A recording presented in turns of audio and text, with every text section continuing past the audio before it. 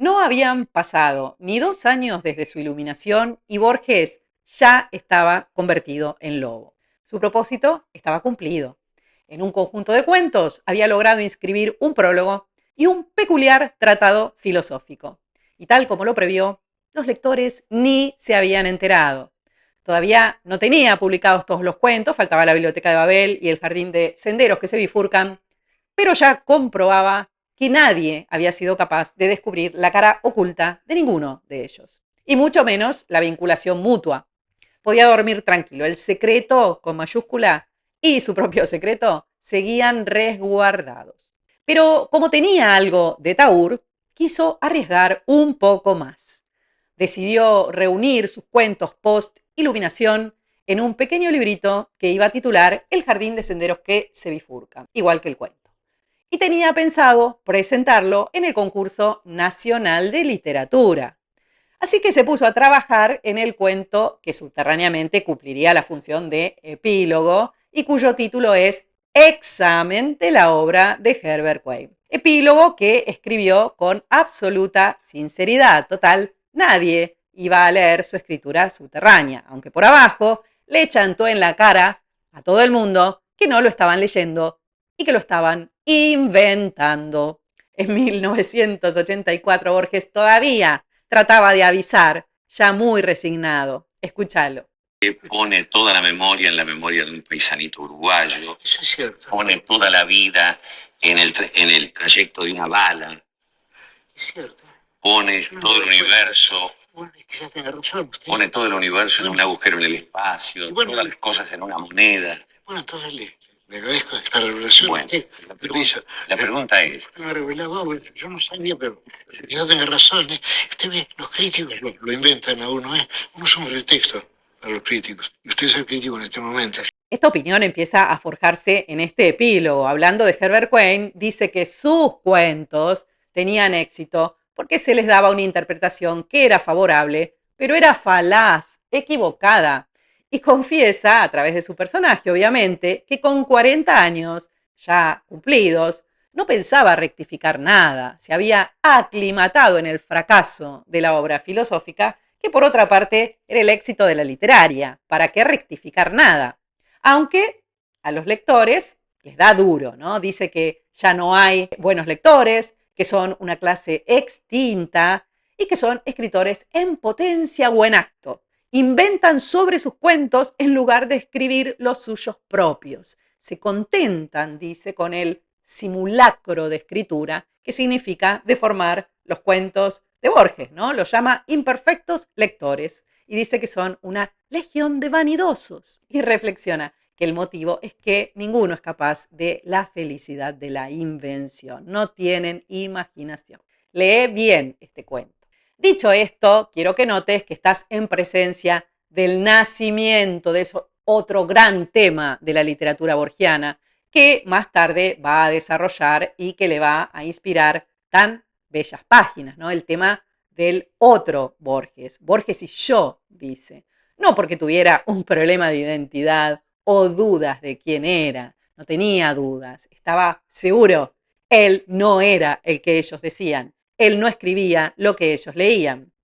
Este epílogo, como cuento, es complejo, ¿no? Por el entramado que tiene que tejer. Tiene que tirar hilos hacia todos lados, hacia todos los demás cuentos, porque los está examinando. Se trata de sacar las últimas conclusiones y de hacer las reflexiones finales antes de, bueno, dar por terminada la obra. Como ya sabes, es literariamente simétrico a Pierre Benautor del Quijote, porque comparten el estatus metalingüístico.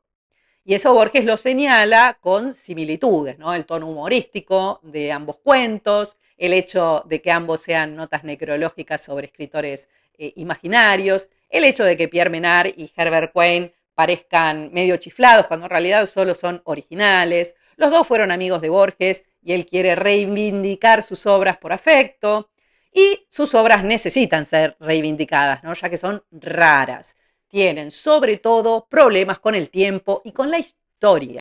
Lo mismo que Tsui Pen, el otro disfraz de Borges, ¿no? También su novela tenía problemas con el tiempo y con la historia. El héroe moría en el primer capítulo y en el cuarto estaba vivo. y también lo creyeron loco. Es lógico. El que rechaza la linealidad del tiempo es Borges. El incomprendido es Borges, que irradia a sus alter ego estas condiciones. Si no, no serían sus alter ego. Fíjate que tanto Menard como Quine se sentían atraídos por Edmond Test, el sabio que era un enigma para los otros, pero no para sí mismo, ¿no? Y así se sentía Borges.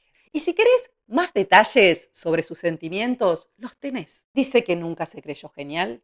Dice que sus cuentos eran un experimento, que eran admirables por lo novedosos y que además tenían honradez, una lacónica probidad, escribe. Pero acaso anhelan demasiado el asombro, ¿no? Porque él pensaba, y lo dice en el cuento, léelo, que el asombro es lo que produce el goce estético. Solo que, bueno, acaso había exagerado un poco. Pero él no quería ser servil al pasado, no quería ser disruptor. Y por supuesto también asegura una y otra vez que sus cuentos son filosofía, no pertenecen al arte, sino a la historia del arte. Están mal clasificados como literatura. Pertenecen a la literatura sin ser literatura. Y al revés, siendo filosofía, no van a aparecer en ninguna historia de la filosofía, porque la obra filosófica está tapada por la literaria.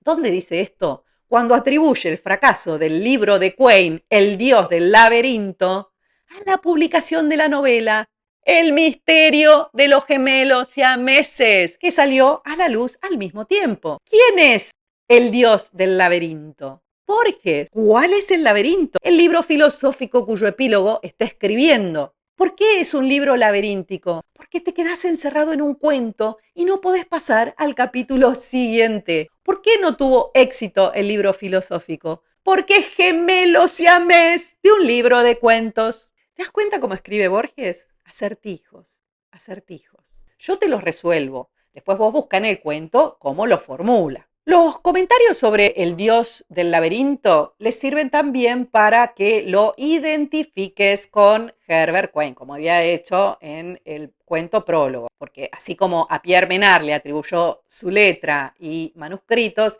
a Herbert Quine le atribuye sus planes de trabajo, la estructura de sus cuentos. La estructura de El dios del laberinto es la misma que la de Tlönopa Tertius, El jardín de senderos que se bifurcan y Las ruinas circulares.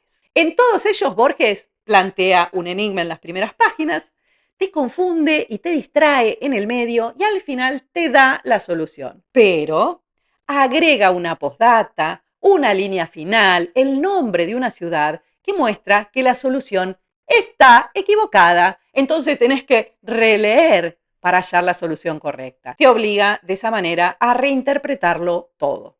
Si objetos de Tlön invaden la Tierra, nuestro mundo es Tlön. Si el mago no se quema con las llamas, todos somos fantasmas y todos somos magos. Si Yu Tsung dio por azar con un sinólogo que descifró el enigma de su bisabuelo, es que no hay azar. Porque dice que si hallás esta solución, sos un detective, ¿no? Y subraya la palabra detective con cursiva. Pero lamentablemente no hubo detectives, hubo ladrones. Entonces, a las incoherencias las sellaron con la faja literatura fantástica y nadie sintió necesidad de sacar la faja y abrir el cofre. Pero con la esperanza de que naciera algún detective, Borges aclaró muchas cosas más de sus cuentos. Aclaró que uno de ellos es común a todos, el prólogo, Pierre Menard, autor de Quijote. Otro es de carácter simbólico, Las ruinas circulares. Otro es sobrenatural, Tlönopa Tertius. Otro es policial, El jardín de senderos que se bifurcan. Otro es comunista, La lotería en Babilonia. Comunismo es un eufemismo de materialismo, ¿no? El comunismo es materialismo dialéctico. Y otro cuento, dice Borges, es anticomunista, o sea, inmaterialista, La biblioteca de Babel. Y hay uno psicológico, Examen de la obra de Herbert Quine. Psicológico porque es la evidencia más acabada del furor simétrico de Borges que entorpecía su imaginación. Un furor maniático. Lo que ya te dijo en Pierre Menard. Él tiene que seguir dos leyes polares, tiene que adaptar los detalles de la historia a las ideas subterráneas, porque debe establecer una simetría, como la de los espejos, porque los cuentos son espejos secretos de su obra filosófica. Para explicar esto, Borges, de nuevo, lo ilustra escribe sobre un escritor de nombre Quine, que escribe sobre un escritor de nombre Quigley, que escribe sobre un escritor de nombre Quarles. La obra se llama El espejo secreto. Es una obra de teatro en 2 actos contemporáneos. Todo se cae de maduro. Es simple. Herbert Quine hace lo mismo que hace Borges.